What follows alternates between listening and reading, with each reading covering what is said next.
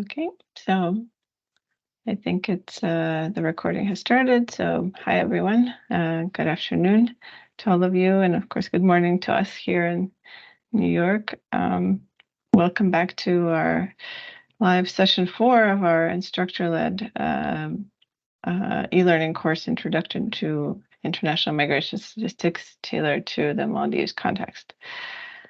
So at this point in the course, you should have completed the 5 modules that make up the e-learning portion. I just wanted to ask you before we kind of jump into today's material, if there's any feedback that you have so far, given that this is the last part of the modules. And so we're wrapping up the e-learning portion of the course. Have you been able to complete it? Have you had any technical difficulties? Do you have any specific feedback? As I mentioned before, this is our first time running it as in this way, and our kind of our pilot of the material. So if you have any feedback at this point, please let me know.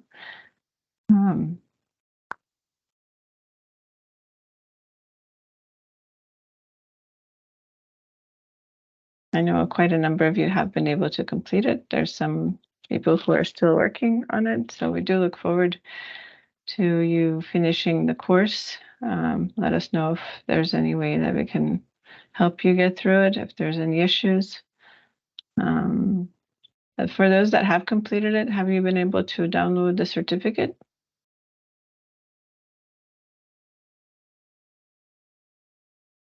Azu, I think I finished, right?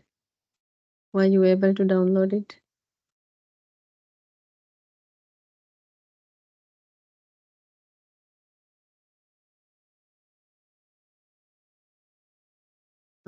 For me, it's okay, I think, but I haven't finished the exam, assessment yet. But all the Okay. modules I've done, and it's okay for me. It's very interesting. Okay, well, thank you so much. Let us know if there's any issues for anyone. I think there was a comment that was sent by email, so you're also, of course, welcome to give us feedback via email. So let's jump into today's agenda. So we have kind of a lot of things to cover today because if you remember, we didn't get a chance to hear from Maldives immigration at the last live session as it was scheduled. So hopefully we will hear their presentation today. I'll just briefly recap modules 4 and 5, just so we wrap up the e-learning part. Then we'll hear the presentation from Maldives immigration. And then we'll have questions to their presentation, and that one will be followed by our expert, Celia, who is with us today, who I assume most of you already know from the work on the mapping tool for administrative data sources. And so she will discuss data quality and the importance of metadata, and that will lead us straight into our practical component, which will be kind of launching today, which is the group work. And that's the part where you're going to come together and discuss the concrete steps for the integration of the data from the different data sources for international migration statistics. I actually shared with you, I hope that you're able to see the data dictionary template. I filled it in kind of with some examples. It's not in any way me kind of filling in what should be there. It's just kind of to show you where things go. And it's sort of the template for MED. So we can look at that later on the session. And so we'll look at the template. We'll discuss what is needed there and the examples, and then we'll have a Q&A session. And of course, you're free to jump in at any time if you have any questions. It doesn't have to wait until the end for the Q&A. And also just to highlight, of course, Rebecca is here with us, so that's exciting. So she'll also be jumping in at different times to help us in our discussion. So just to remind you of our course timeline, we're now at week 8.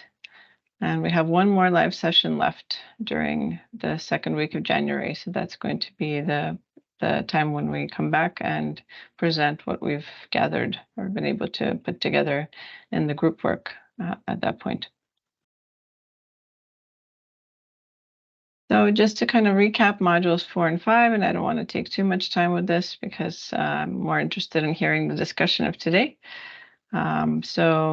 Over the last 2 weeks, you looked at those two modules, which focus on the census, and the census as a data source for immigration and emigration. So module 4 covered immigration, module 5 focused on emigration, and they provided specific example questions that capture the different aspects of the phenomenon. As we know, population censuses are a good source of data on certain population stocks, particularly for immigration.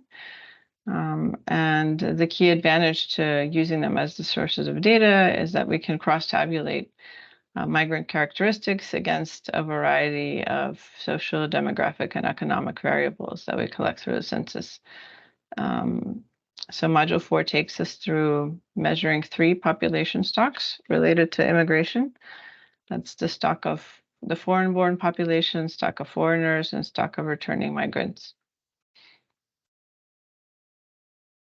And when we're looking at the foreign-born population, the key questions relate to the country of birth and the country of the mother's usual residence at the time of birth, which can seem pretty straightforward since everybody has one place of birth. That doesn't change over time, but of course we can have issues related to changing national boundaries and sometimes non-response or unknowns.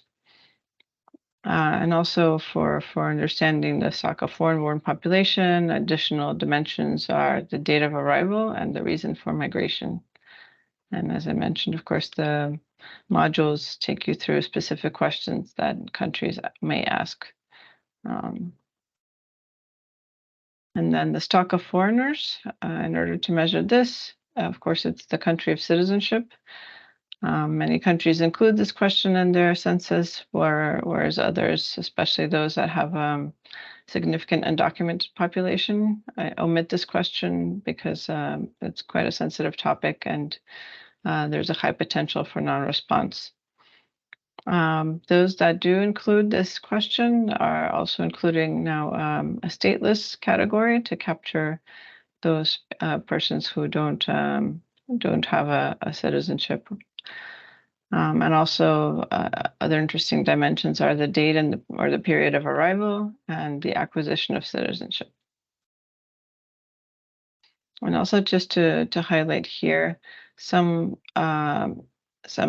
countries refer to this as nationality, which is a little bit, it has some connotations in English in the sense that it kind of evokes sort of ethnic group or some sort of other relation and not necessarily the country of citizenship. So it's recommended that country of citizenship is actually used when asking this. And then the stock of returning migrants. Some countries are interested in looking at those who have left and have returned. And so what can be asked here is the year or period of most recent arrival, the country of previous residence, and the reason for returning. But it's important to note that censuses are not really the best source of data related to returning migrants because the collection is quite infrequent. It's every 10 years. There's not like specific questions that can really get to the detailed information. And they might fail to capture some of the phenomena. But of course, if there's no other source, then countries use the census and incorporate certain questions to try to identify returning migrants. But administrative records, longitudinal surveys, and migration-specific studies tend to provide more accurate and more up-to-date information on returning migrants.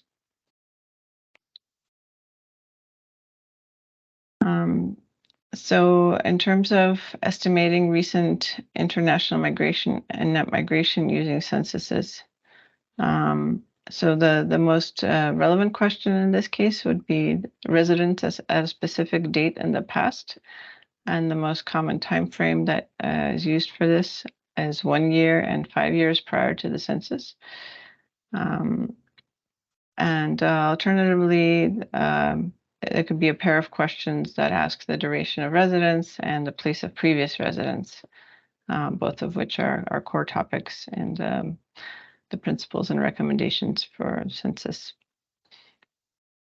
But it should also be noted that not all the population groups can be captured. So, for example, children who left or who were born abroad rather and immigrated during that time period wouldn't be captured. If immigrants entered and then passed away before the census date, that would also not be captured.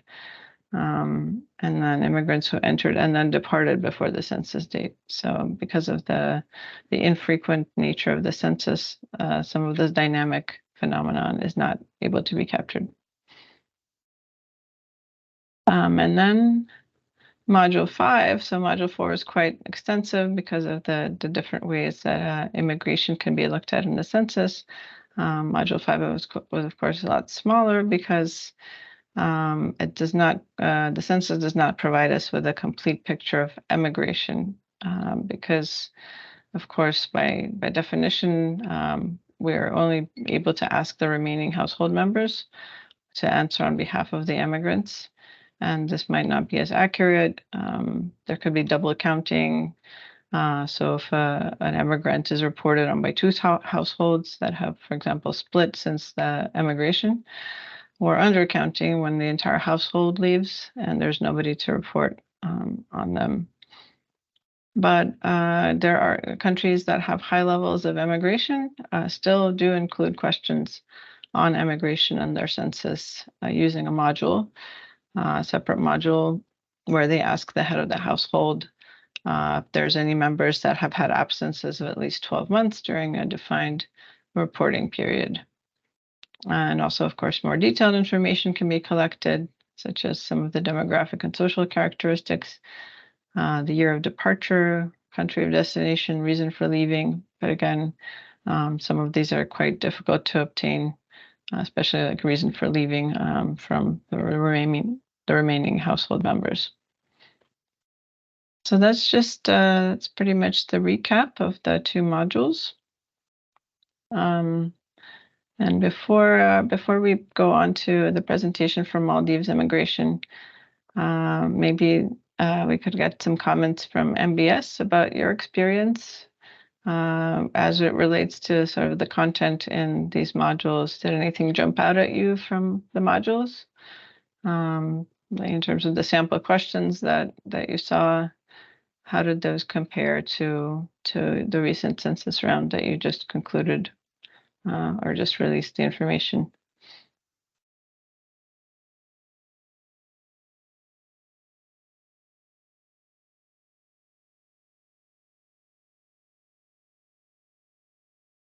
I see a hand from Riaza. Thank you. Well, actually, it's only a few questions for which we collected information with regard to migration from the foreign population. We did ask how long they have been, how long they have been residing in the country, and before coming to Maldives, where were they last kind of residing. Mm-hmm. And then their place of birth as well was collected, and then within Maldives, what's their usual residence, in which island or atoll they are living in as of now. So based on that, we are able to categorize the foreign workers in the country as to where they are currently living. That's whether in an administrative island or in a resort or non-administrative island or in the capital. We are able to get the information, and from the duration by which they are living in the country, we can identify those who had come within the last 1 year, year before that, and or in the last 5 years, and we can do a comparison with the census 2014 and see the increase in the number of international migrants that has come into the country.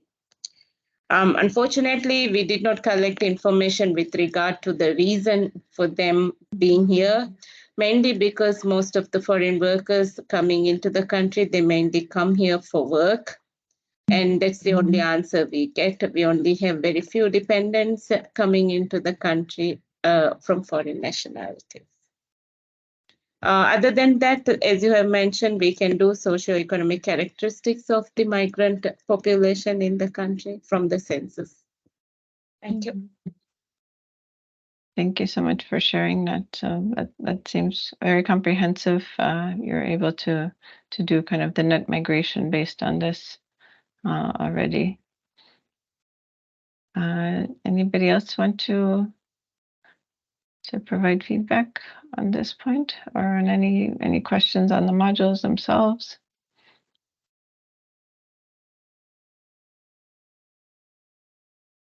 Okay, so maybe we can move to the next part, which is our presentation from Maldives Immigration on their data systems and the different variables that are available.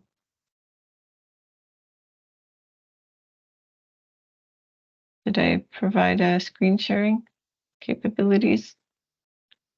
And if so, please let me know who I can make the presenter.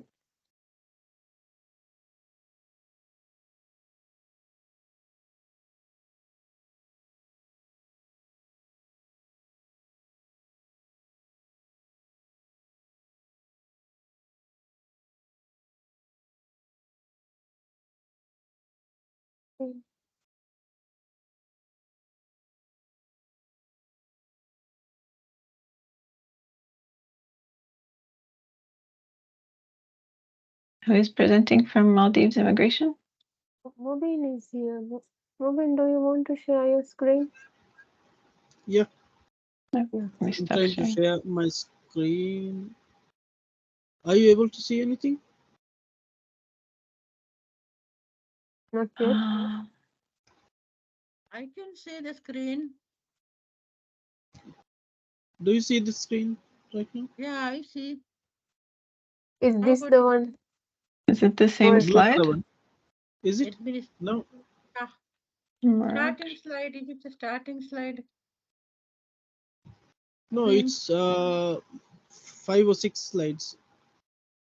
I'm trying to stop sharing. I feel like I still see my slide, I also still see yours, Selena. Yeah, same. but I don't have an option to stop sharing. It just says share. Let me share again, maybe.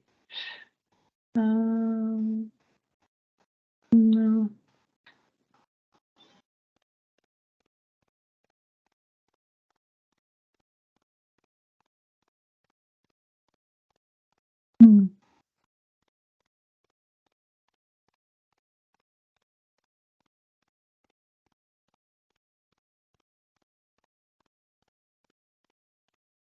What if you, if you can't stop sharing, if you just leave the meeting and join again? I could, but I'm also recording. I don't know if that would mess Yeah. it up. I see. Yeah, that doesn't work. Elena, can you just maybe press the share button one more time? Yeah. Now that's it's that's it. stopped. Yeah. Okay, I didn't do anything, but I guess I just decided to catch up.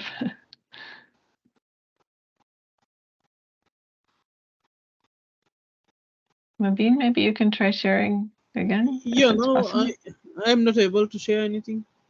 The option is gone from the screen.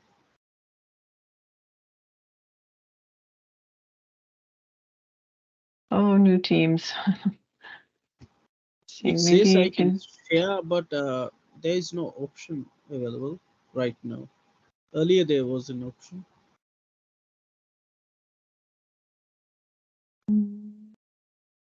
Should I? Maybe you can send the PowerPoint, and I can try to share from my side. Yes.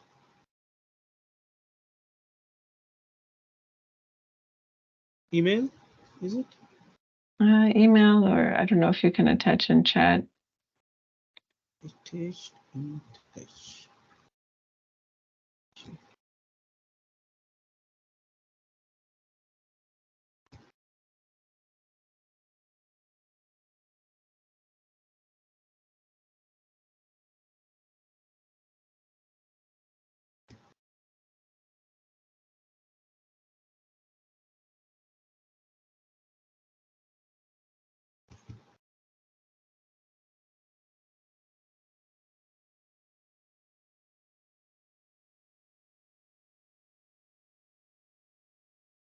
Share. I can see something sharing.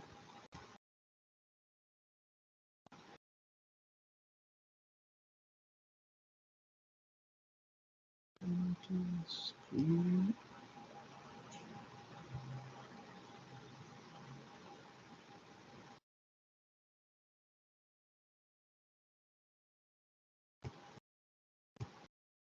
Mm,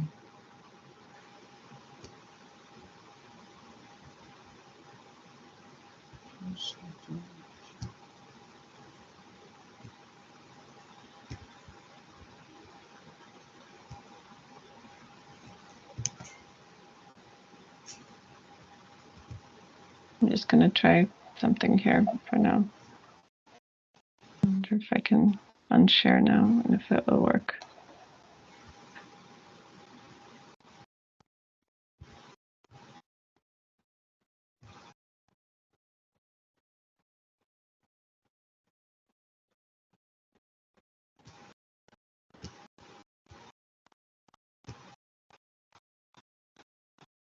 Now I can see a window which says share. Ah, Choose what you want to share. And when I go there, select the tab to share. Tab to share. Yeah. Are you able to see anything right now? I'm not, but maybe others. No.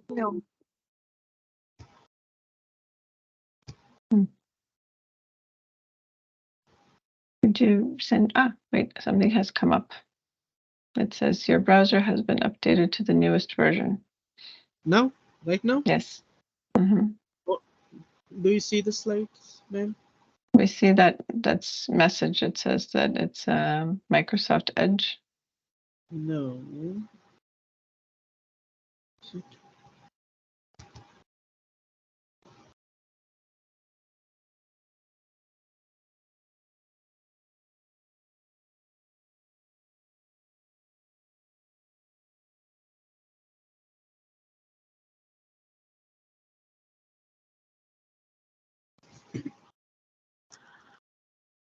Shazu, can I WhatsApp it to you so you may be able to share it?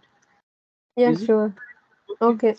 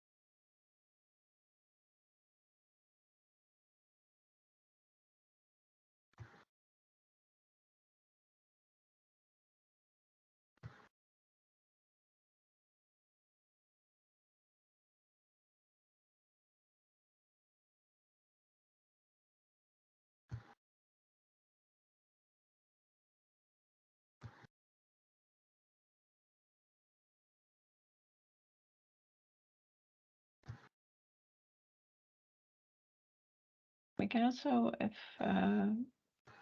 it makes sense, maybe Celia can do her part and then we come back, or Shazna, Yeah. did you already get the presentation?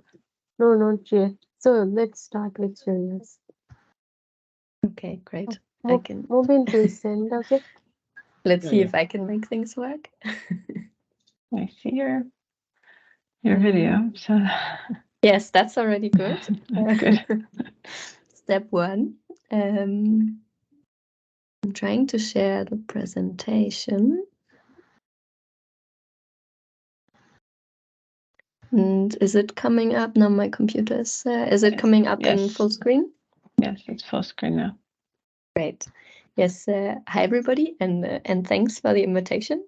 I'm very happy to be here, and I'll be speaking first a little bit about the quality of administrative data, and then have a brief introduction to metadata as well, which I think will set the scene for your later work in the session.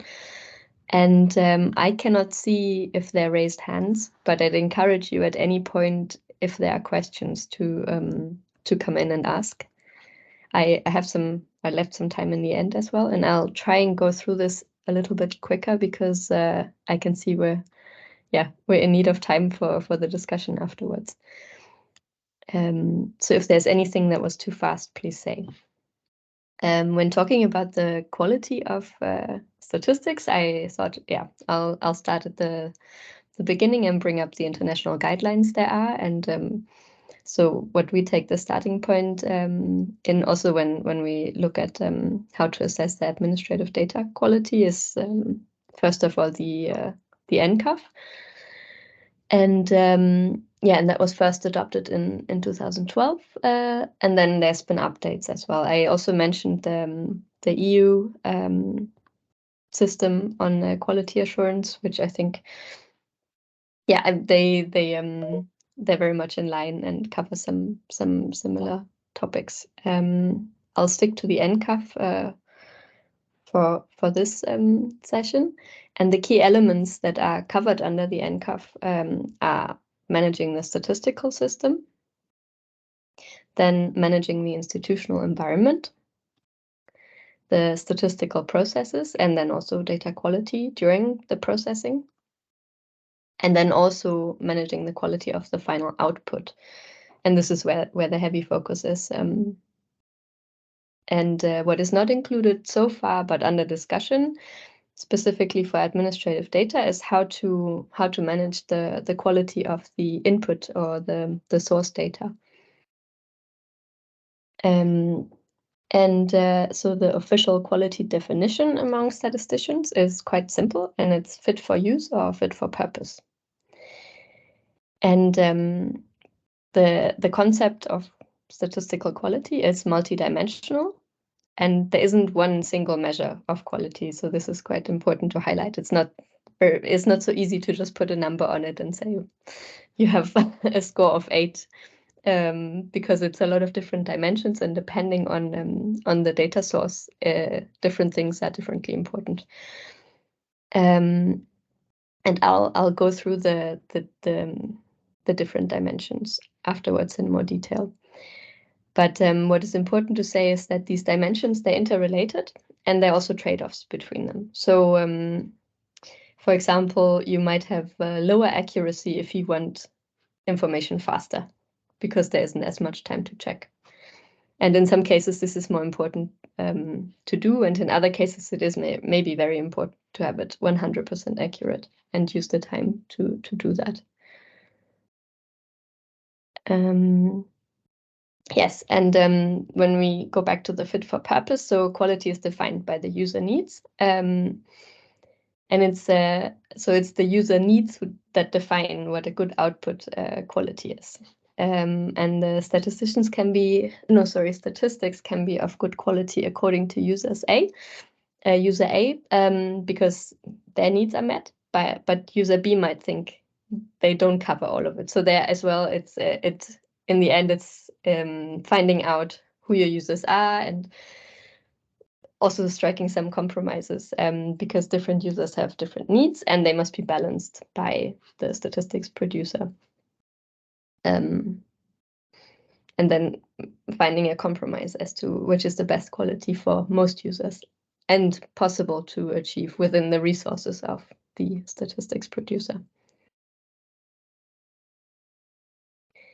This one, I don't want to go through all of it, but it's important to say while the quality is defined by the user needs, it's the ones producing the statistics that decide if the quality of a statistical product is good. So it's not the user that decides which methods are being used and if the quality is good enough. That's you, the ones producing the statistics, that are in charge of. And it's also, I mean, yeah, so it's you who's choosing, but it's your responsibility to then inform the users about your choices. And this is according to the NCAF we're still with. And these are the dimensions. I think the presentation will be shared, so I'm not going to read all of the details, but it's relevance, accuracy, reliability, timeliness, punctuality, accessibility, clarity, coherence, and comparability that are mentioned. And then when we're looking at administrative data, there are also things that are relevant to look at that are not mentioned, like the existence of a unique identifier, then if it's complete, and if it's valid data.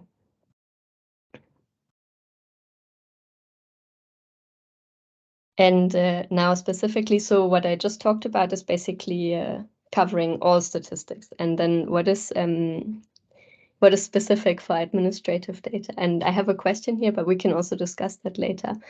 What the potential problems are that you see with using administrative data. And you already discussed some of those. I also know, Shasna and Shahuda, you have a long list.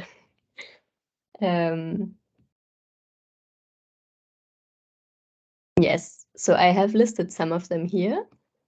And the main point is that administrative data is different from a survey because it's not recorded or collected with the statistics in mind. So the statistics producer is often not in control of the collection, and sometimes also not the processing of the source data. And classification concepts and definitions might vary from the ones that are used in statistics. And they might actually also, when it's across institutions, vary between the different institutions. And then when producing statistics from administrative data, you do not design the questions and the sample. Instead, you, as the one receiving it, you just receive a data set and need to work from what you receive. And then what is collected might not exactly match the variables needed for statistics production. And the quality of the data might not be strongly in focus by the ones doing the collection. And there might not be, a system in place to assess the quality. I hope my voice is not failing me. It sounds a little bit like it. Yes, and this was more general. I've put it up in like a data lifecycle picture. So the sources of errors that can occur from when the data is being captured to the transfer, then when it's verified and edited, exchanged, and in the end analyzed and reported. And I've put some here, but for the sake of time, I'm going into each phase and list a few.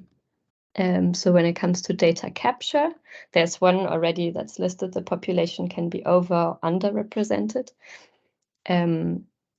I think with migration, there's some of that for sure. I have some points later on also specifically for the migration case, but yeah. So here variables can be missing in the very first, the data capture phase. The data can be incomplete. There can be coverage issues with both under and over reporting, and it can be systematic or not. So it's important to distinguish between non-response for a specific item variable versus a unit that's missing, or non-response when a whole record is missing. And then the data holder mostly has different focus than the statistical producer. We mentioned that already. And timestamps can be missing and or not updated, so it's hard to know when the data is from. And the inconsistent entry and collection methods can make it hard to combine data and impact accuracy. So these are all potential quality issues in the data capture phase. And I think there might be more. Then when it comes to the transferring, verification, editing, and exchange, there's also many more. These are just some examples to give you ideas. Data can get lost and delayed during transfer, can be forgotten or copied with errors, especially when it's from paper to electronic. And then there might be no or little metadata, which makes it difficult to understand the data for statistical production. And then population units are not always linked to a unique identifier, or the data includes only aggregate data. And that makes linking complicated, and also actually verifying it. If you receive aggregates, it's much harder to check for accuracy and other things. Then there can be data breaks or errors that are harder to detect if there's no dialogue with the data holder. Oh, and that was it. And then in the reporting phase, mistakes can be made when imputing missing values. Documentation is important, so the users know what has happened during verification and modification, as well as a description of the potential problems that have been found. And then the statistical products need to be easily understandable and also accessible. And I mean, this was a very quick run through of the potential quality issues that can arise. And then I've tried to write down some of the ones I have heard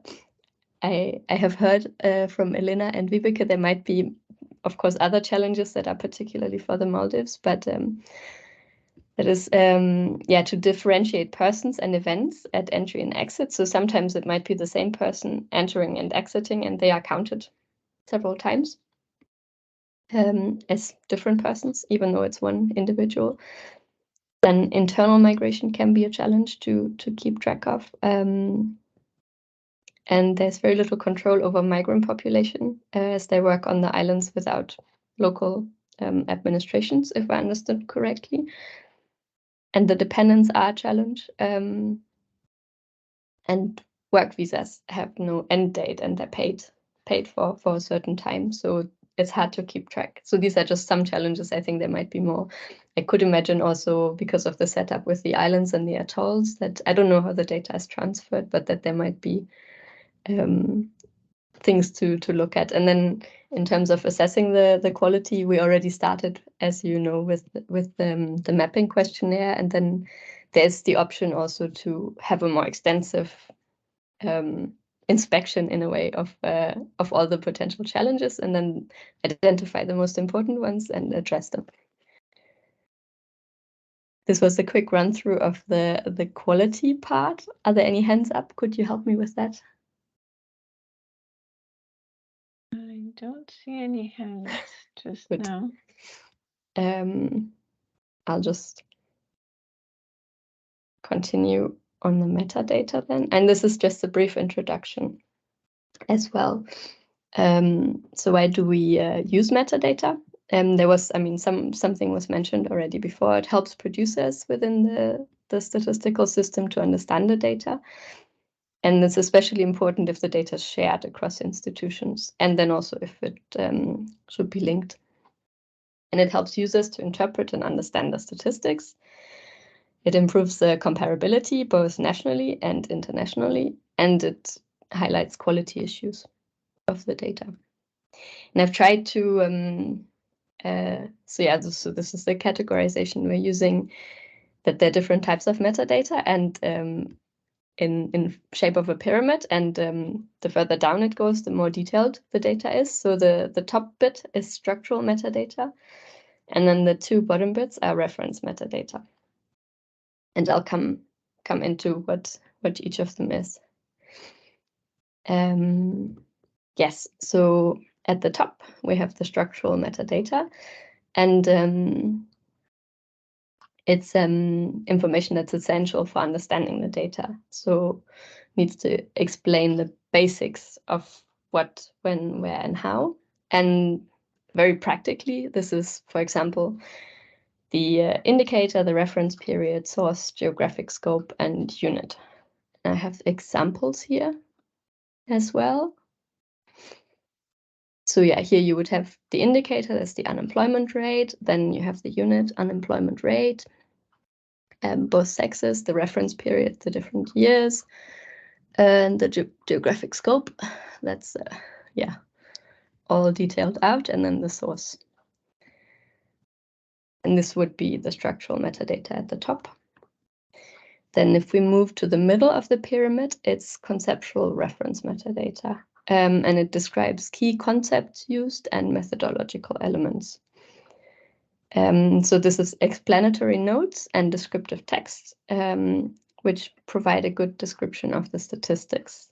And that means, so in practice again, definitions, key concepts, standards, and classifications that are used. Here's the example. So now in the top, we have the indicator, target, and so on. And then there's the definition and the rationale, description of the definition, and then also of the key concepts. And in the very bottom, the standards and classification. And then at the bottom bit, remember, it gets more and more detailed. So this is details reference metadata, methodological and quality. And so these are the most detailed methodological information that's available. And it's the process of collecting the data, calculations, quality aspects, limitations of data, and other detailed information. And I know from when I worked in Statistics Denmark, on the homepage we had a database, and then you can basically see, so the top bit is the very basic, every user can see, and then if you're more of an expert user, or like not a complete expert like a researcher, but people that maybe are journalists or somebody that wants to know a little bit more, there's an option to expand and get more information. And then the very detailed reference metadata is for researchers and people that need to know all the calculations, all the details that are available. So different users might need different amounts of metadata. Yes, here's an example then of the detailed reference metadata that is available. So how the data is collected, how indicators are calculated, and what limitations are.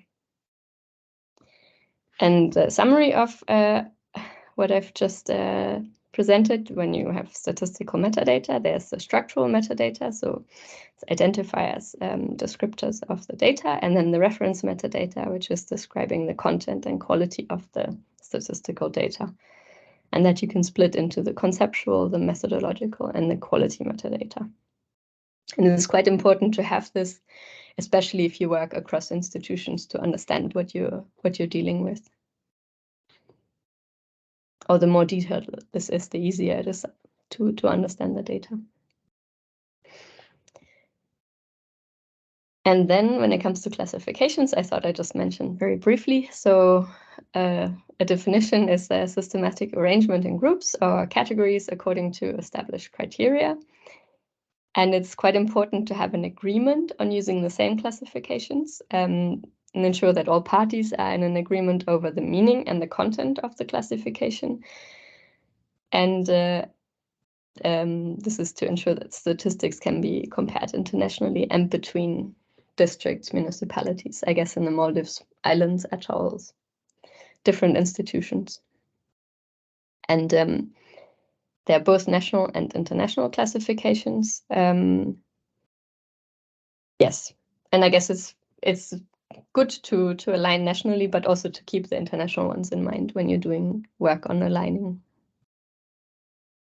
And this is just an example of what can go wrong with concepts and definitions if they're not aligned. And it's from the UK. I liked it a lot. So there are two teams that are trying to identify rabbits. And the team A identifies rabbits by pointy ears and that they like carrots. And the team B identifies them by having 4 legs and that they don't bark. So because of that, they actually publish different rabbit statistics. because they have different ways of identifying a rabbit. And then you need to find out, in order to rectify this, you first need to find out how the different institutions identify rabbits or different teams. And then, yes, what can be derived from animal data about rabbits? How are they best identified? And then how can rabbit rules be fine-tuned? Maybe also check what rabbit experts say, and then come up with the same way of identifying rabbits so that you have consistent rabbit statistics. This is maybe less controversial than some other areas, but I think the example was good. And this can happen with a lot of things. Unemployment, how do you identify a child, like which age range and so on. So it's just important to have those conversations and be sure that you talk about the same thing. Yeah, that was all from me. And happy to have questions and comments.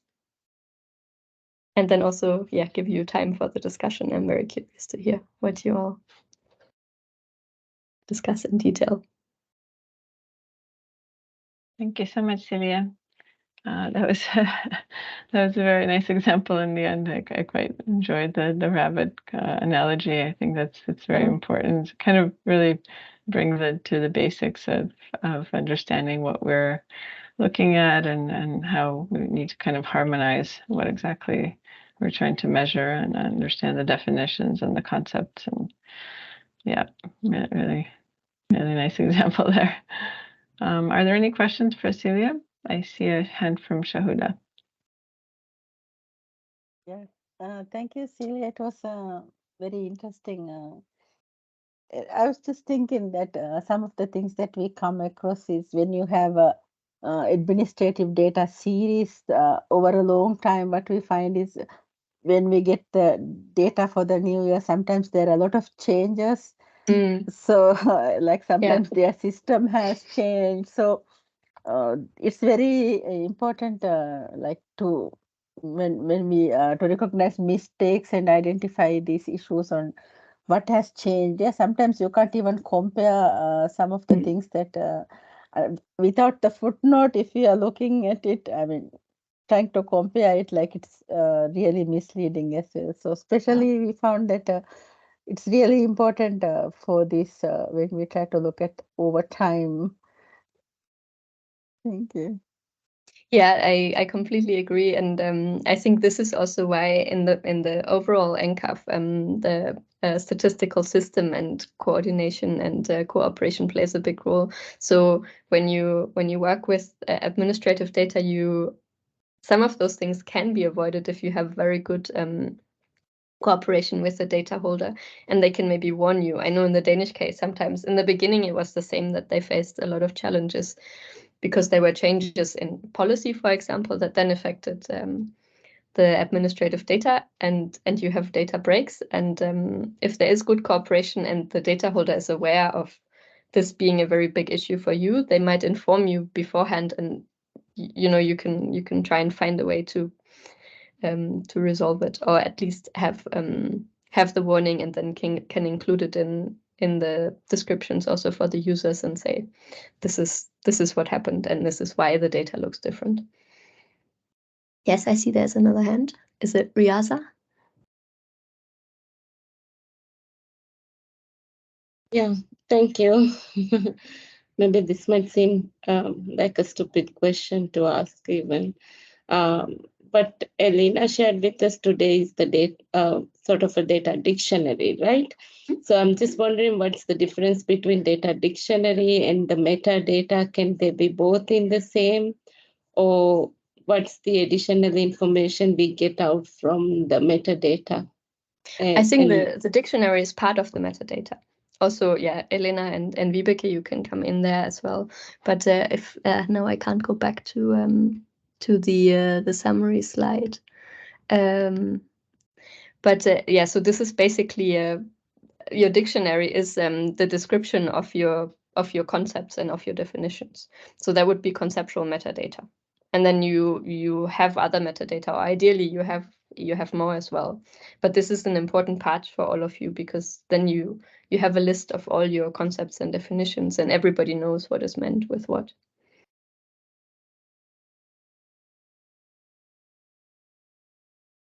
Yes, Elena, I can see you unmute. Please come in. No, I just wanted to jump in. I think the way that I understand it, at least, is that the data dictionary kind of focuses more on the individual elements a little bit of the data set, and kind of metadata kind of is the overarching concept of everything, right? So a lot of some of the metadata will apply to the data set in its entirety and not to the specific variables. For example, it'll be like the source or the people who are responsible that you can reach out to that can clarify things. And then the data dictionary kind of goes through and helps you understand how the individual kind of dimensions of each variable work.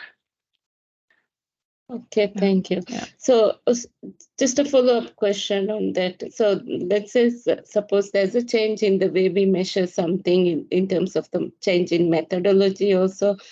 So it gets reflected in the metadata, right?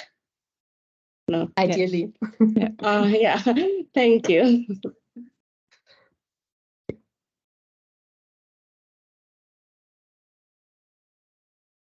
Are there any other questions to this part of the session, to Celia's presentation? And of course, we can jump back, and if you think of anything as we go along, feel free to ask. I'm going to try to share the Maldives immigration slides now.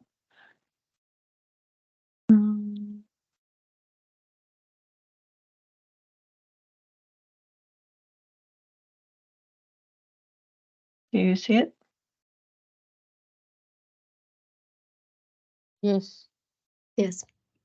Is it full screen? It is. Okay, great. So then let's proceed. I'm going to hand the floor over to Mubin. And just let me know when you need me to change the slide. Yes, thank you. Actually, now I can see the share button, but since you have shared, I'll go with it. Can you hear my voice, everyone? Are you able to? Yes, we can hear you very well. Okay, here today I'm going to present some data, administrative data, which have been collected by immigration, and how it is used on border crossings and everything, and visa, border crossing, and visa processing, issuing of the visa, and all those things. Can you please change the slide? Here are some of the topics which I will be highlighting today. Border control systems. There are two main systems. One is for foreigners, and one is for the Maldivians. And Imuga is a website. Actually, the front is a website, and the back end is a huge database which collects most of the administrative data which Maldives immigration uses. Citizen Service Division is the division which is responsible for issuing Maldivian passports, and next comes the Visa and Permits divisions, which are related to foreign expatriates and dependents and permit holders. Other resident permit holders. And the enforcement division is the division which is responsible to monitor the movement. Actually, people who are in the country, most, I mean, it is they will be monitoring foreigners. Actually, they will be monitoring the person who with a document, who has a genuine document, and who is eligible to stay in the country, or whether the person has overstayed here. So they will be doing all those monitoring duties. Could you please move to the next slide? I will start from Imuga because Imuga is the basic internal software that we use to collect information for our purpose. One of the main information which is collected through Imuga is the information which uh, is used by the Citizen Service Division to process Maldivian passports. Actually, Imuga itself is the front of the information collecting facility of immigration, and but the passports itself are processed. I mean, personalized using another system which is called as MCSS, Maldivian Citizens Screening System, which is a part. One part is used in border and the other half of it is used for administrative purpose like issuing, controlling the passports, maintaining the blacklist of the Maldivians and everything. And also permits division use Imuga software to collect the information of all the person who are on dependent visas or other resident visas, excluding work visa, who are working in the Maldives. And our intelligence department use Imuga to as an advanced tool to track movement of people. Suppose when any person from abroad feeds his or her data to Imuga system, that means our intelligence are the first people who will be going through it and verifying those passengers if they are eligible to come into the country. So this Imuga itself compress has many components which is used by immigration as frontline to collect our data. Could you please move to the next slide? Maldivian border control system we call as normally we call it as Damalog. Actually, it is Maldivian citizen screening system. What we are doing is on the front line of the airport. What we are doing is, suppose if a Maldivian comes into the Maldives, we will be directly scanning their passports to our system. So that means while scanning the passport data will be matched with our centralized database and retrieve the same information from the centralized database, and the frontline officers will be viewing those information and cross verifying the data before granting entry to any Maldivian. And since uh, most of our systems are designed in such a way that we are unable to make to identify the person who is abroad. Suppose when we talk about Maldivians, suppose if we want to find out how many Maldivians has been outside Maldives for a certain period, so we are unable to do it because the system automatically does not calculate the number of uh, days which a person stay abroad. So therefore, it is very difficult for us to manage and collect these informations. Suppose if anybody wants this information, we are unable to provide them with the actual or accurate information. Could you please move to the next slide?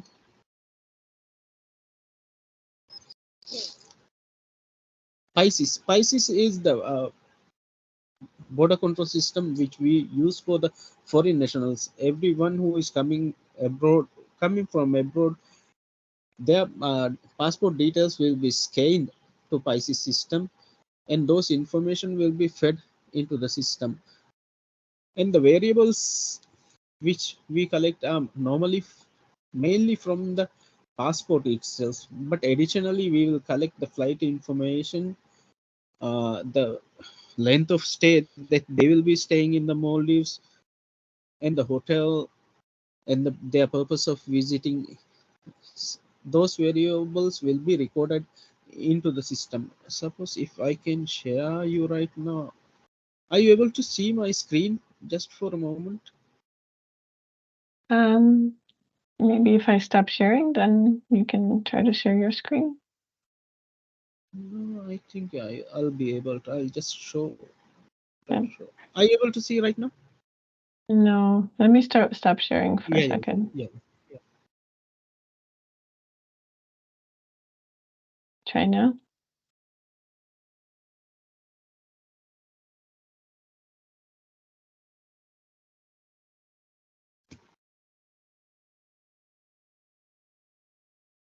Are you able to see, ma'am? Not yet.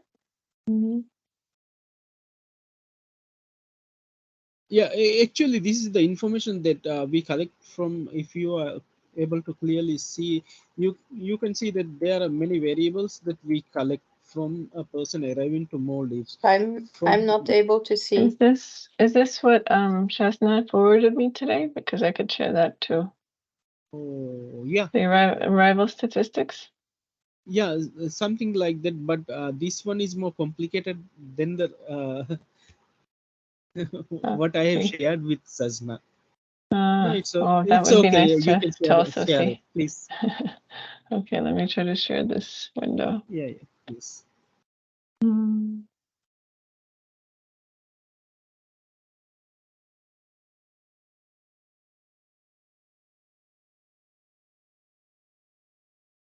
Sorry, just trying to also navigate.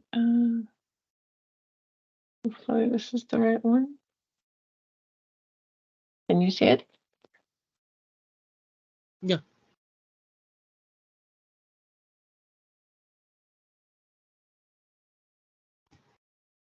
Actually, these are some variables that we collect.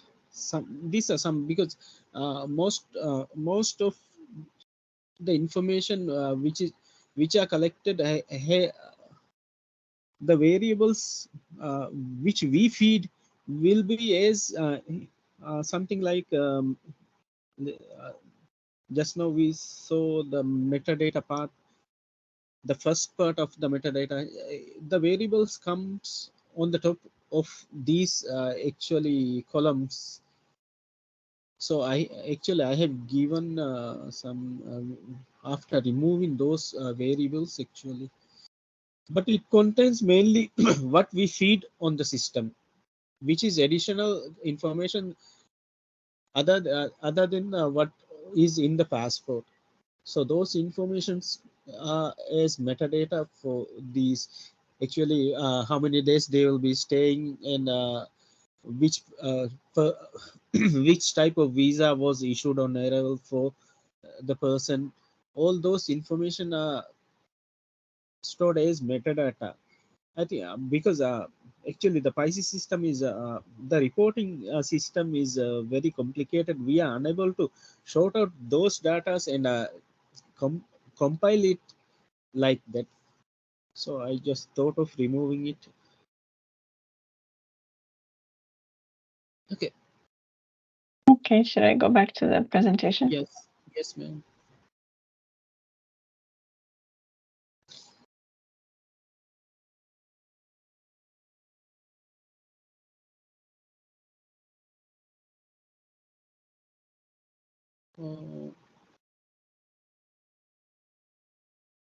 Next one, please. Yeah. The citizen service division is, as I have mentioned before, it collects information from all the person who applies for a Maldivian passport. Actually, those information are fed into our systems. So those are the variables which we use in our system to generate personalize a passport. Depending on those variables, a passport will be personalized. So when we use those information at our borders, according to the collected what is in our database, and I think the system is able to uh, identify how many applications and cancellation, lost or stolen. It has its own lost and stolen database the system has, and it actually this is a centralized a database, and distribution to issue a passport in a regional office will be carried out using our mail services. So weekly 3 days the mailbox will be carried from our citizens division to those locations, and those passports will be handed over to their holders actually. And same thing applies to the consulates and high commissions. Next slide, please. Visa division. Actually, visa division divides into two parts. Our visa division one is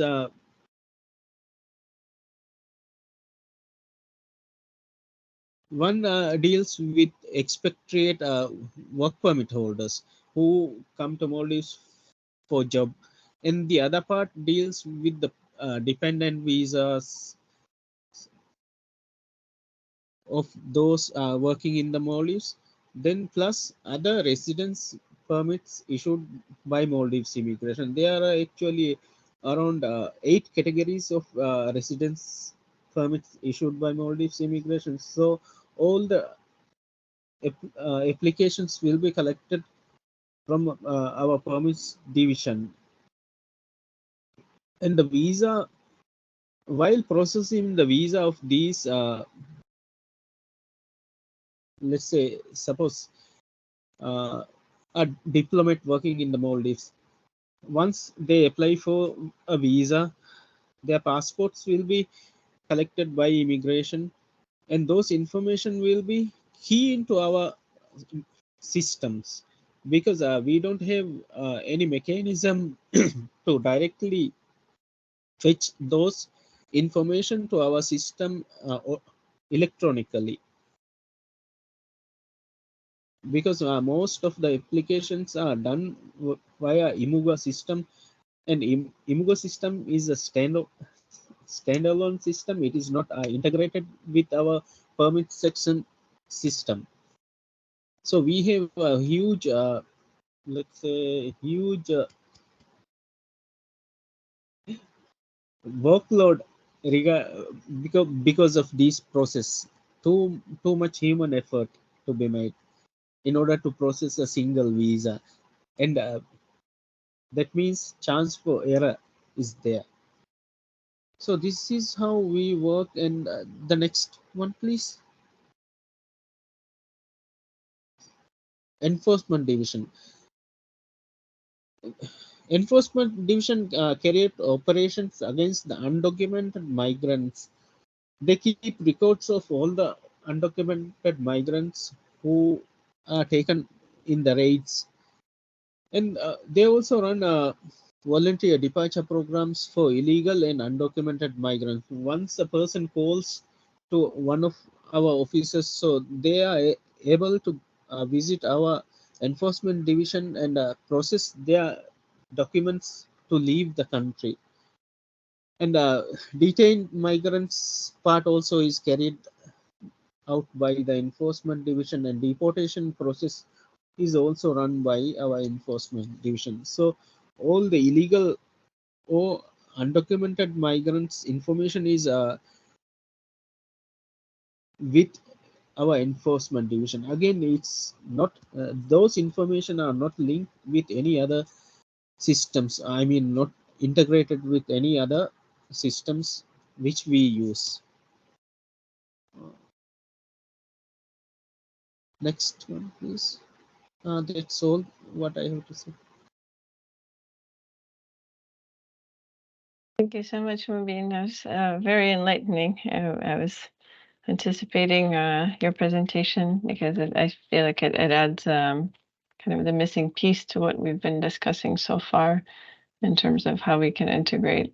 So it's very interesting to see also the sample data that you've provided and to hear these kind of different intricacies and challenges in terms of the systems not being fully linked and some of the manual effort that you also mentioned. Maybe we can have a discussion. Are there any questions from MBS on what Mubin just shared or any of our other colleagues?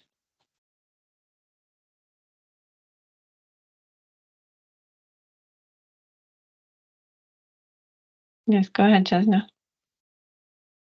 Yeah, I just wanted to clear on some things. Okay, on the Pisces system, you mentioned that it's mostly for the foreign nationals, and if so, the Pisces system would include both the expatriate employment part as well as the tourist, right? And if so, the Pisces system's expat employment system will be connected to the MED system, right? Will both the, I Yeah, mean, MED and your system will have the same variables, right? actually, we have the same variables from the passport data page, because variables that they use might be not useful for us. But the thing is, Pisces is not integrated to MED system, but we have a small portion of it linked, but it is not working as according to what we need. So we have stopped using it. I mean, there is a little bit integration in it. We can input some information into the MED system using our Pisces system, but it doesn't work as we need it to function. So we have stopped using that option.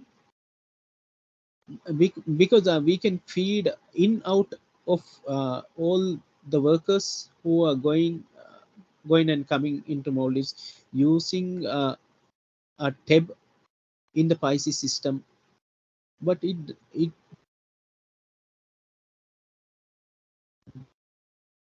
doesn't work as to according.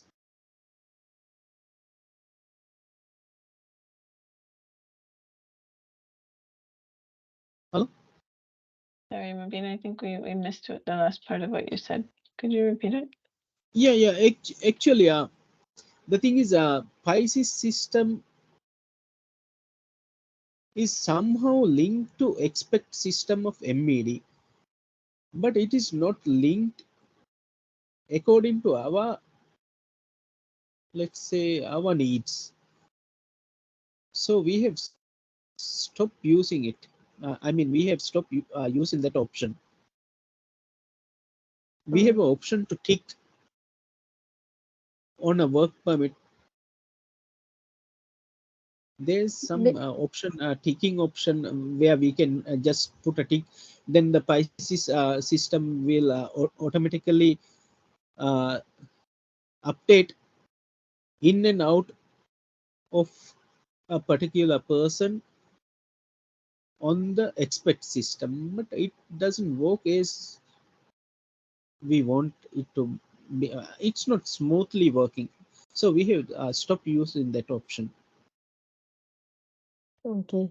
But I thought when I check the data which we get from the MED for the annual statistical yearbook, we do have much more fields than the fields you have shared with us at the moment. And for the definitions, likewise for the you have travel date, but in the MED system they say work visa arrival date. Are they both talking about the same date? Or Work visa this? arrival date. Suppose if you are talking about the new employment arrivals who are coming under a new work permit to a new company. Suppose if a person comes under a new work permit to a new company, so there is a process that we run at the airport.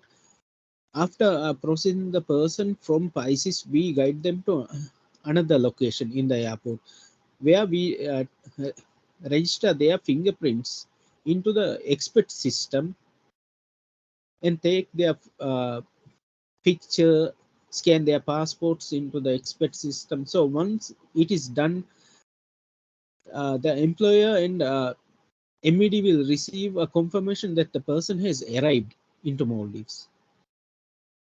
So that is done manually. It is a separate work we do at the airport right now. But we Okay. want it to be linked. Suppose when we process the person from PISIS system, we want that option to be run in the PISIS system itself that integrates to the MED systems. Since it is not happening, we have just stopped using that option. Actually, the option is already there, but it is not a fine tune. We can say it's not a fine tune option. Okay. Thank you.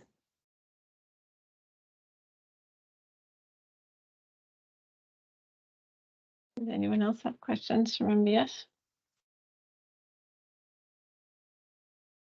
Yeah, go ahead, Shahuda. And one thing I want to just add, because MED's use MED has already shared their AP with us, but our superiors, they are saying that they are working on it to make it integrated with our system. So I don't know how long it will take.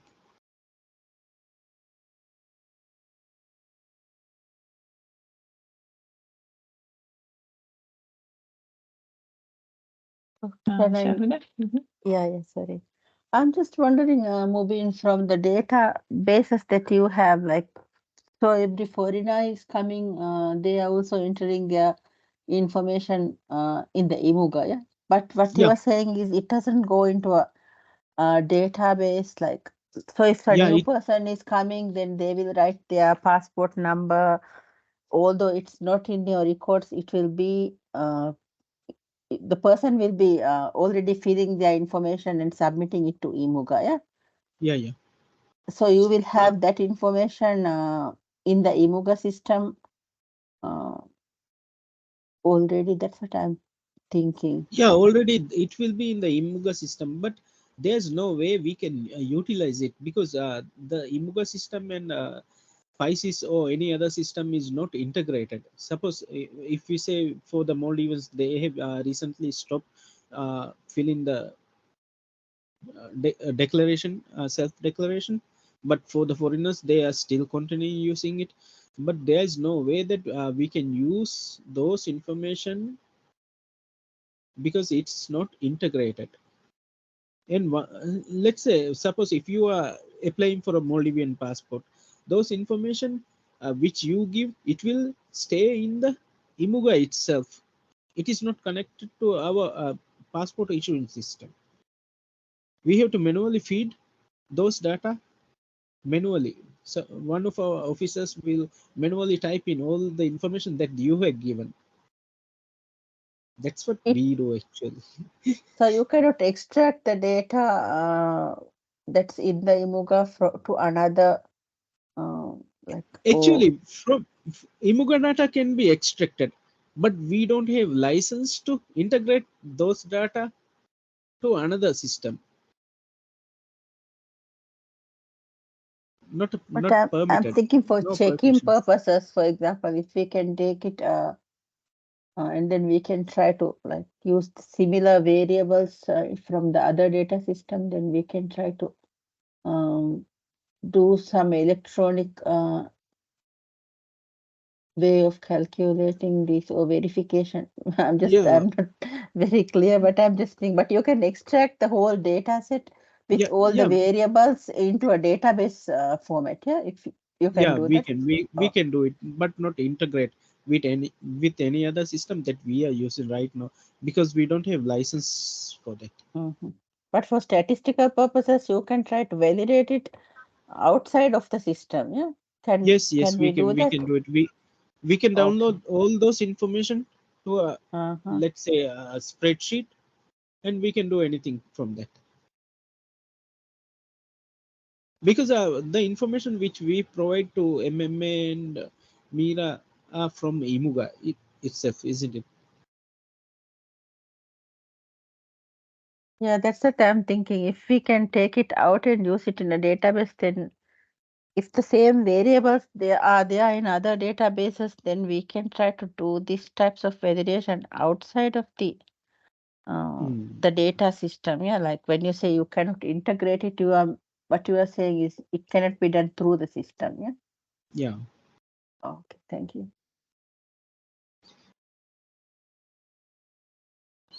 Okay. And we have one more project right now going on. We have last year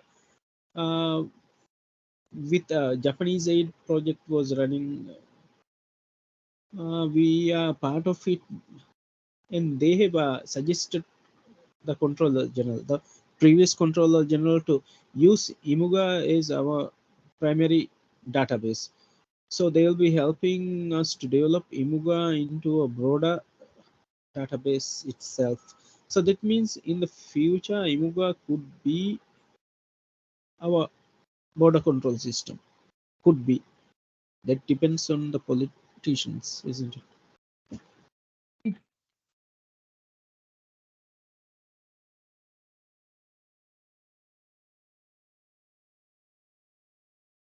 Well, thank you so much, Mabeen. I think this is definitely a good start to the discussion. I think what we've learned is that there are a number of different parts here that need to be connected, and there's some work that's being done in that direction, but we still need to work out what we can look at currently in terms of the data and what variables we have and who has what.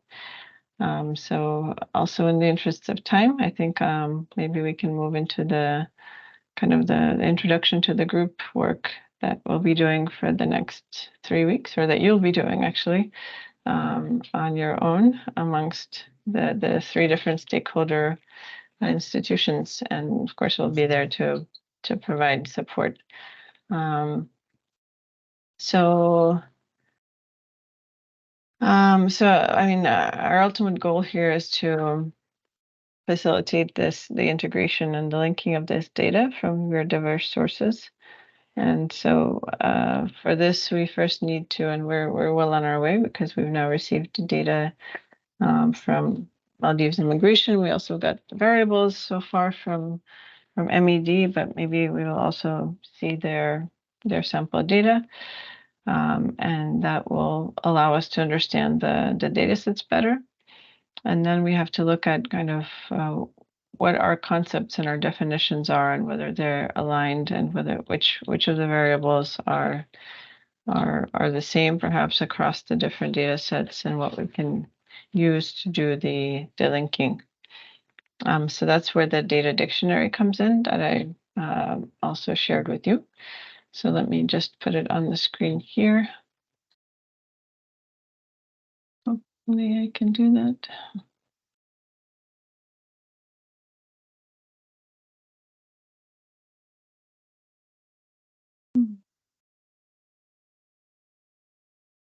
It said that some people, let me just share it as a screen. I was trying to share the file, but it wouldn't let me share it with some participants who are external to my organization.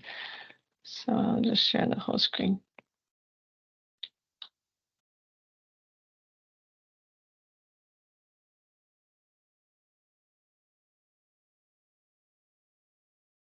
Okay, can you see the Excel? Yes. Yes, good.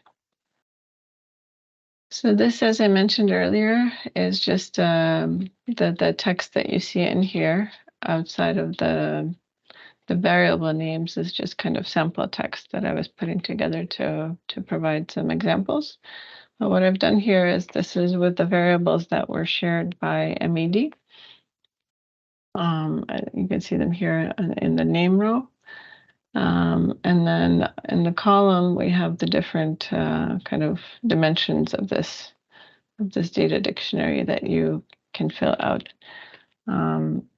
So what this allows us to do is to really understand the definitions, any limitations that might be there, any constraints, the way that it's coded, each of the variables, and even the format, because that of course becomes important, especially in the kind of on the IT side of things, where we're looking at different data sets, and they need to kind of have a mapping or be coded in the same way.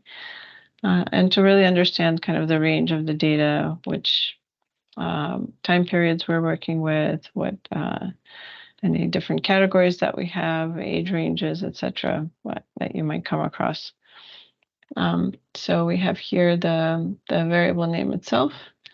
Then we have the label, which is just kind of a slightly longer version of the name, because a lot of the time the variable names can be, a little bit more machine readable, like this work visa arrival date, which is all written together. So the label explains a little bit more what it is. And then the definition goes really into depth, which is where you can also highlight the different conceptual information related to this. So for example, for work visa arrival date, I just put, based on my understanding that this would be the recorded date when the individual with the work visa first entered the country, as per the administrative records and the work permit. So this, of course, is very short, and it would be much more useful to provide more detailed information about how this is maybe something about the work permit, any concepts that are important for a person to understand if they're not dealing directly with this data regularly. So, for example, for MBS to really understand the inner workings of where the work permit is coming from, where it's stored, things like that. Limitations, anything that you can describe about your data that could be, that could limit it. So, for example, here I've put it might not reflect subsequent entries or exits, or might not account for changes in visa status after the person has arrived. So kind of just an overview of how this data could be used later on. I understand from the way that work visas are issued is that there's a 3-year period, but there's no real end date to the work visa. There's just a time when it's sort of paid for, and then at least in my understanding, I'm not sure how it's treated, for example, once that period expires. So those are all interesting pieces of information. The reference period. So, for example, here we're referring to the specific date when the individual entered the country under the current work visa, or it could be something else that it means here. And again, please feel free to, of course, delete what's here and add the actual information. This is just examples, really. In this particular case, with the work visa arrival date, the dimension categories doesn't apply because it's a date, so there's no real categories to speak of. But for example, if we're talking about sex, we would have, male, female, and potentially, I'm not sure if this is an option in Maldives, maybe there's an unknown category, or maybe it's a mandatory male, female, I'm not sure. So this would be something that you would put in the categories. Any data manipulations that needed to be done. So For example, when we're looking at occupation, if there's any kind of standardization of occupation titles into the international classification codes, that was done here, mapping job titles to the closest category there. You could also discuss that here.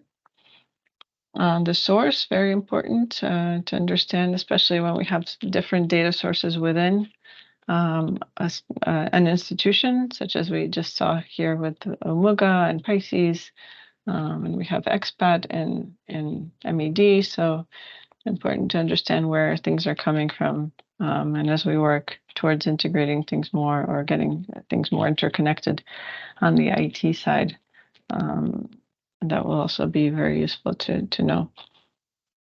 The type of the variable. So for work visa arrival date, we have that it's a date. We can also have categories such as like occupation. Usually that's specific categories are delineated. You don't have a kind of a free form text there. Usually they are categorized. And for example, for a number, it would be like a discrete numerical. The format also, so for a date, it would be usually a date format, and then you would ideally specify how it's coded in the database or where it's stored, because a lot of the time, the date formats need to be also mapped so that they align. Some dates start with the year, some dates start with the day, etc. So the format of the variable is important here. For codes, it could be an integer. For occupation, it's usually a text string, etc. The size of the variable. So if you have just a one character category like male or female, you would have just one character. An occupation could have multiple characters to write down the title of the occupation. The work visa arrival date would also contain the number of characters necessary to encode that date format. So this would also be specified. And the range also lets us know what are the possible valid values for this particular variable. So for example, if your system was established in 1990, then we're working with dates that run from 1990 to 2023. Or if that's kind of how far back the information goes before it's kind of in archival, or for gender or sex, you would have male, female, and possibly unknown, or anything else that could be in there. The reason I put sex in parentheses here next to gender is that usually when we're talking about biological sex and the way that it's measured in statistics, it's we're speaking about measuring sex versus gender, which usually is seen as kind of the person's identification in terms of how they identify, or kind of the more social aspects of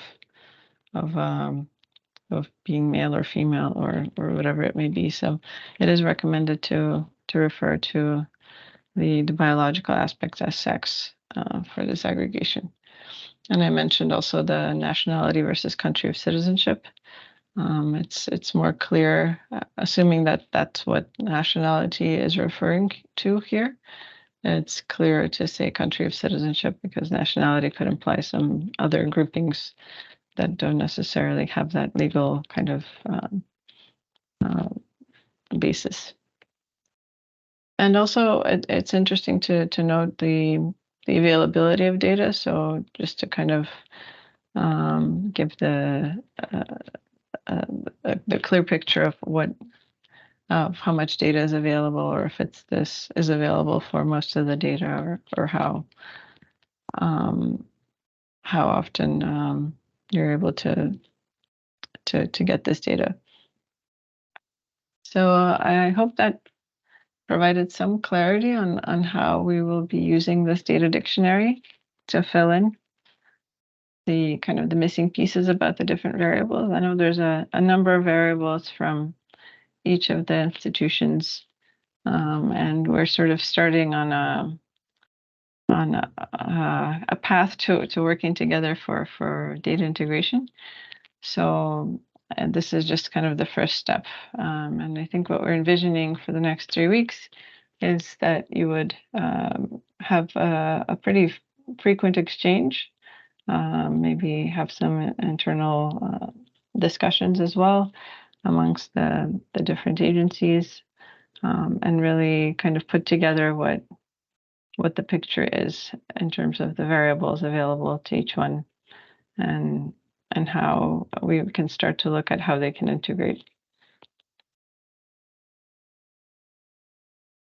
I'm going to stop there for now and see if there's any questions to this. Alina. Mm-hmm.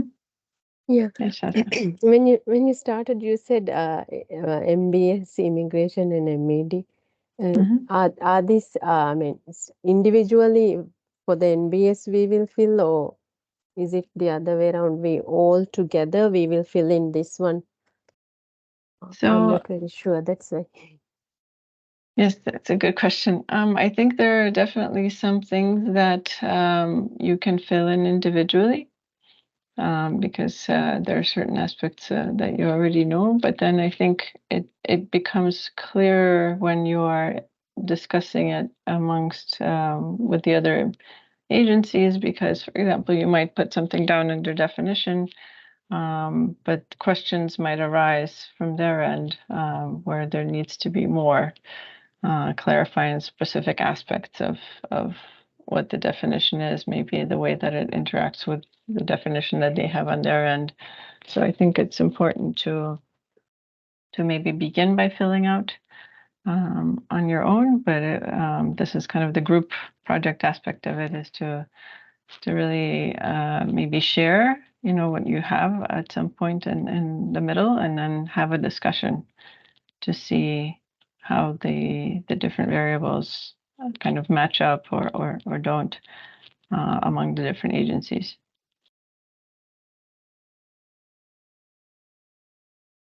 I don't know if that helps. Can I ask? Mm-hmm. Yes, go ahead, Rhea. I'm a bit confused. Mm-hmm. No problem. Is this based on a certain set of data that is already existing, let's say in MED or in immigration or in BS, or this is something we work together reflecting on the data that different agencies have?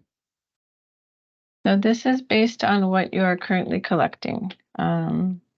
So I don't know if there's, scope right now to let's say envision different kinds of collection in the future, because of course that can always be expanded and improved, and we can have more processes around that. But right now, this is based on what you currently have and what you're currently working with in terms of data that can be used for international migration statistics. So you're looking at your variables, and MED is looking at their variables. So for example, this particular set of variables at the top are from MED, but then MES would have its own, and working to integrate them based on the definitions and on the dimensions that are in the data dictionary. So each agency works on a separate one and we combine it together, or? I mean, in terms of combining, it's more, I think that's kind of the next step, is when we start looking at the IT side of things and how do we do linking.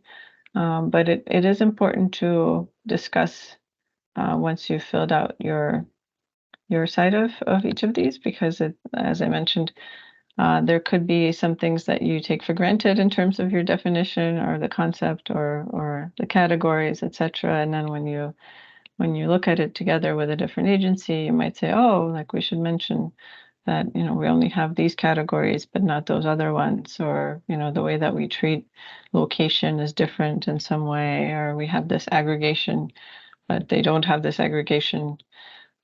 So those are it's kind of how the data dictionaries intersect would be very interesting for future linking.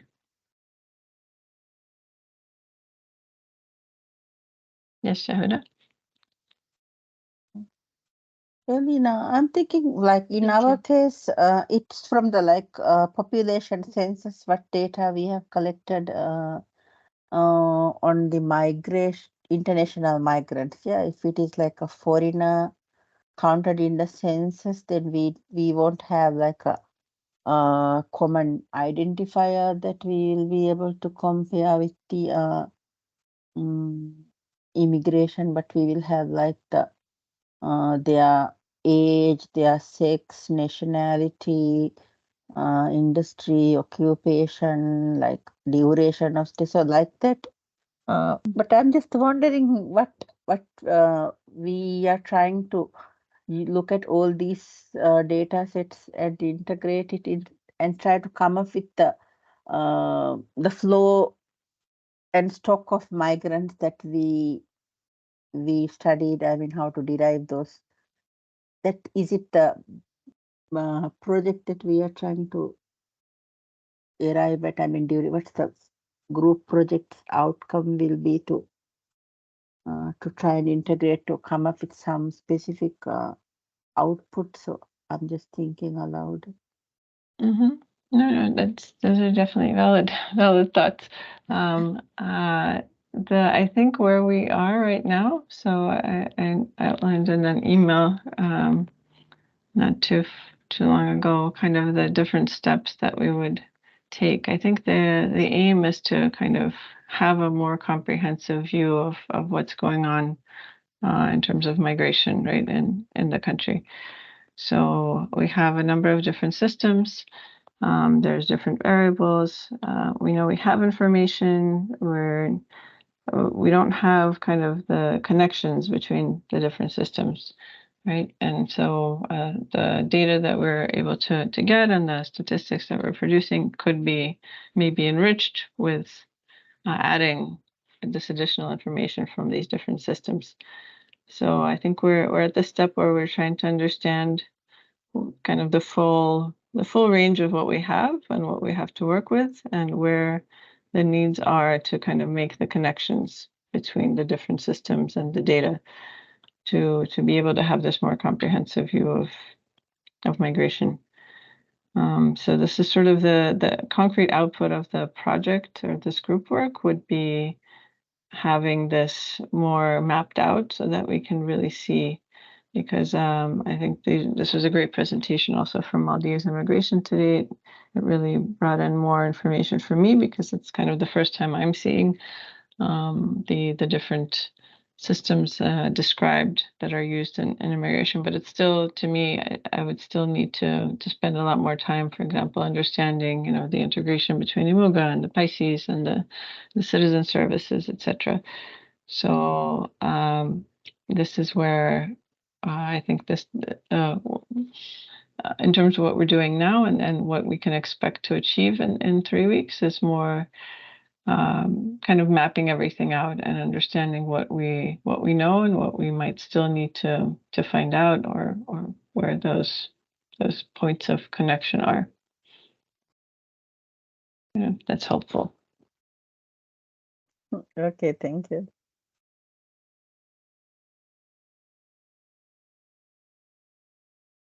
So that means from MDS we will be filling on international migrants on census, this whole set of things, right?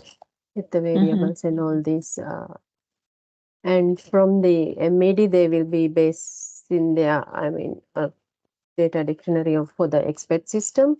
And for the immigration, as they've identified like four different systems that can be applied to generate migrants data. They have to fill in for all the different ones, is it? And I mean, Oh. yes, I think it's important definitely to distinguish the sources of where this data lives in the immigration systems. But it is still kind of considered like they have this data within their jurisdiction, so it is all of their data. So it should be looked at as a whole, because ideally we'd be able to access all of it together. Mubin, will you be able to, fill in for the systems you've given Yeah, details? I will try to do it. Okay. So, when is the deadline? So our next session, let me just go back to my slide.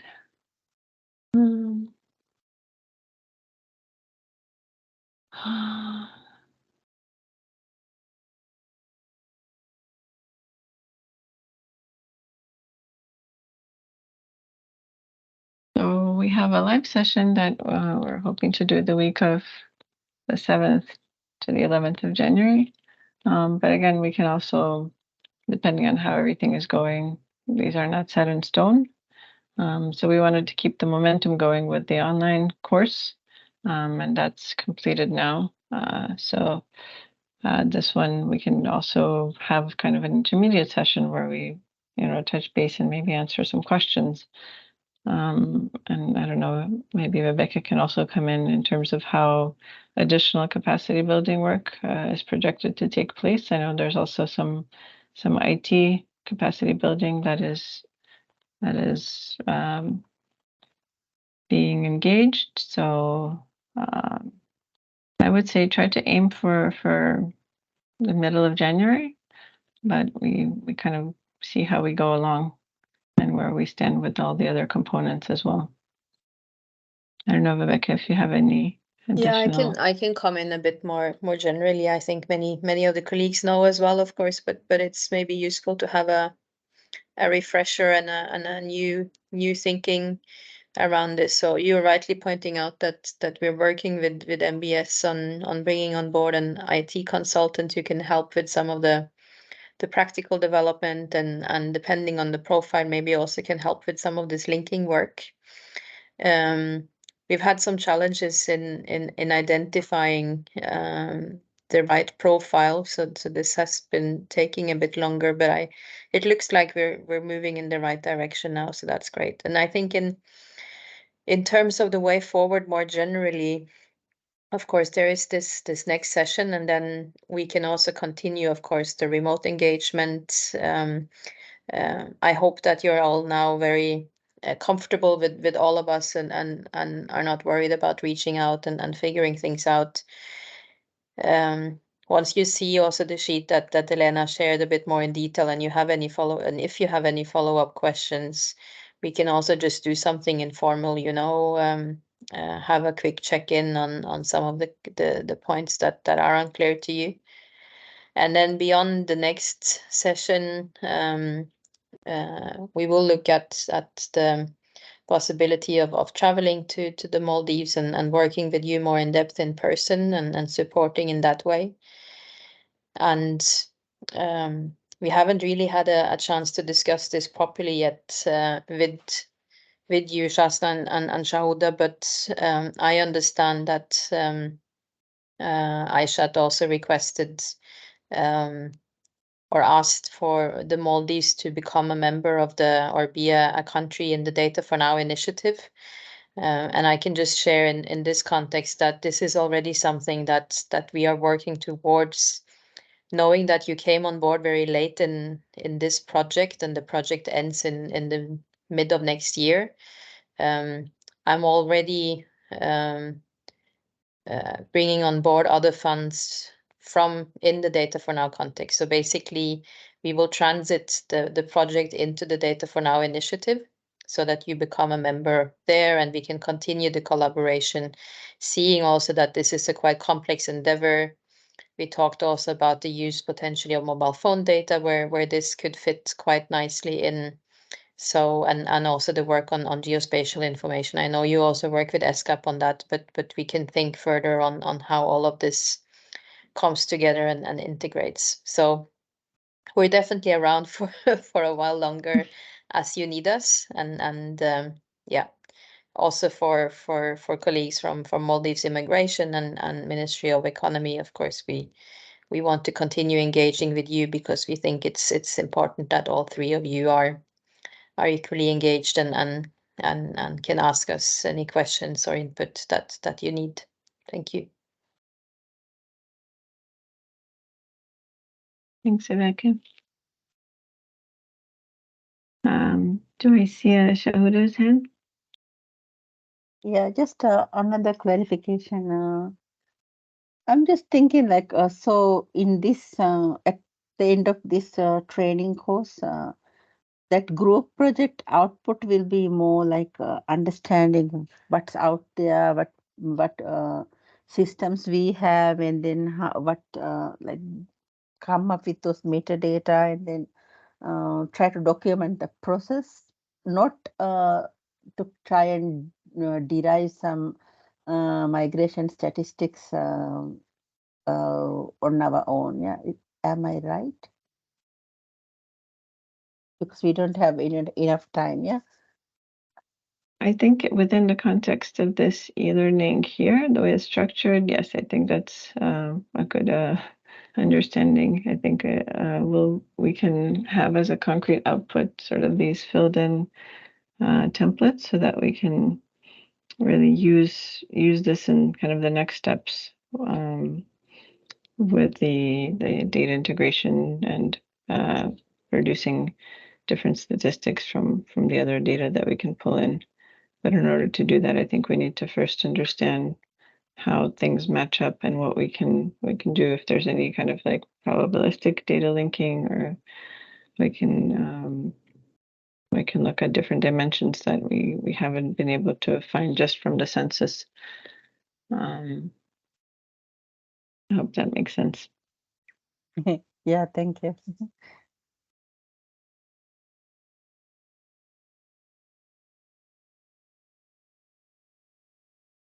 Okay, so I think we're a little bit over time. Are there any remaining questions? And again, as Rebecca said, and I think we've mentioned, please feel free to email us at any time.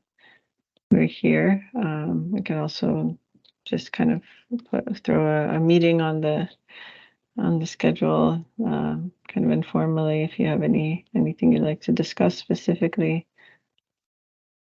If there's any other clarification that's needed.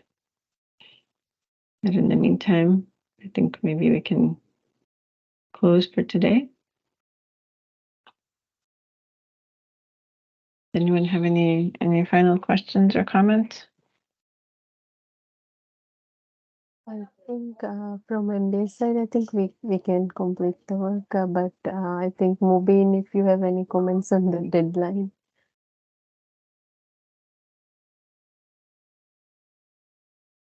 Yeah, because actually I'll be on leave this week till the first week of January. That's why I just want, because I'll be free those days, but in a way I'll be enjoying my holidays. So just want to make sure what is the deadline for that one. So maybe what we can do is maybe in the first week of January, we can touch base and see where we are. And see when would be the best time to schedule the next live session, or if there's something that's needed beforehand, maybe we just have a meeting to help fill in anything that's pending or has questions. What do we think? We just have an email exchange once we get into January. Sure, that will be good. Okay. So how about the MED? They are also going to be filling this. Yeah, Arsham Okay. actually was on it, but he had to attend an urgent meeting, he said. So Oh, we can brief them, right? Okay. And they can have the recording as well. Yeah. Mhm. So the presentation on the day we meet will be from individual agencies, yeah? Not like as a group. I think that the agencies would be more better placed to explain, but I think that the value added is the discussion between the agencies, because like I said, it's sometimes it's, you think it's very understandable when you put in like the different acronyms that you use, etc. But then when somebody is looking at it from the outside, they can actually point out the different pieces of information that you could also include. That would be helpful. In this context, also my suggestion would be that you, of course, start individually first to figure things out, but before all of us meet, maybe the three of you meet. I mean, the three agencies meet to discuss a bit, because in the context of this virtual setting, maybe it's a bit more challenging. Maybe it's useful for you to just sit down and discuss among yourselves. And then anything that is unclear to you from that discussion is something you can bring to the engagement with us. I think that could help you in moving forward more quickly. So if you can find a date where you're able to meet either all three of you or 2 and 2, yeah, consider that at least. And I think it also is helpful in the context of group work and you understanding each other better and what data and information you have.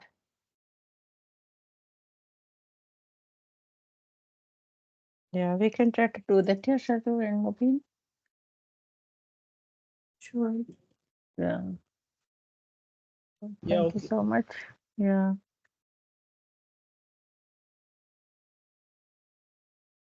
Okay, so it sounds like we have a plan.